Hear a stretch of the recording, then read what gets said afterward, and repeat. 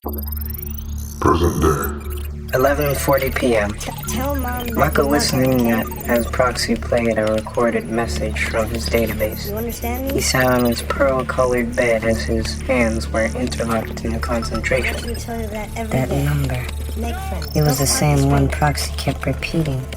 What did that I mean? love you too, okay? Don't you Michael ever was in deep thought as the message Don't continued. go to the parade. The stranger was my sister. It was weird. Where had she gone? Was she And whatever okay? you do, As more and more questions spread throughout his mind, the sound of static was heard. Just as it began, the message was over. In disbelief, Michael looked over at Proxy, who was on his bed right beside him. Not floating, but just unresponsive. Even for an artificially constructed machine, he still missed her. Michael looked at an old bandage on the side of Proxy's figure. It looked unkempt, ragged and rough, like it was just about to fall off. A small, red-colored glass hole. It was his recorder. His former camera, actually. And it had been like that for as long as Michael had known Proxy. The scar forever left from the incident. What happened to her? Michael asked, to Proxy's dismay. The drone was as quiet as a mouse. The only sound that was heard was the sound of rain pouring down and the thunderous roars that illuminated Michael's room. I don't know. Proxy's voice was incredibly low, almost like a muffle to Michael's ears. What? Michael could barely hear Proxy, his voice nullified by the sound of rain. I said I don't know, Michael. When you heard those footsteps, those were soldiers out for us, hunting us like animals. Proxy explained. The recording just ended there. I don't even know if she's alive. Michael tucked his lips into his mouth, looking down at the ground. His face was low, like weight had been added onto it. None of them spoke, and another silence ensued. Maybe you do know something. He said, pulling himself up into the bed and sinking into his blankets. His eyes were doing everything not to look at Proxy, until he could hear the screams again. The gunfire and the chilling sound of static from the transmissions. It gripped his ears, yet he could still hear the echoes. Proxy now hovered over the bed, looking down at him.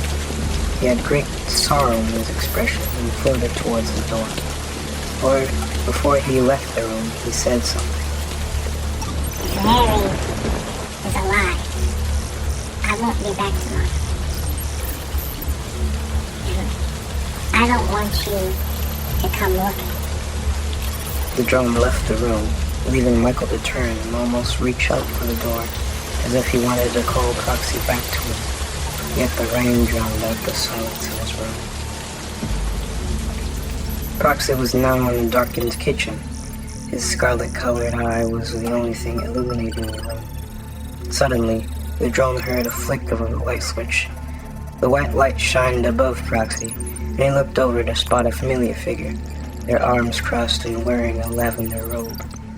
It was Michael's mother, sporting a rather disappointed look as she leaned on the corner. Proxy hovers to her. Hello, Carol. He said blatantly. You're up pretty late. Proxy was immediately cut off by Carol. What did you tell the boy? She asked, demanding to know. Proxy hovered back, away from her. He no longer sounded like everything was normal, because it simply wasn't. I showed him the truth. The truth about those soldiers, about those men. As soon as they know I know, he's in danger. Veridina must have known a lot, didn't she? Carol said, leading Proxy to be silent.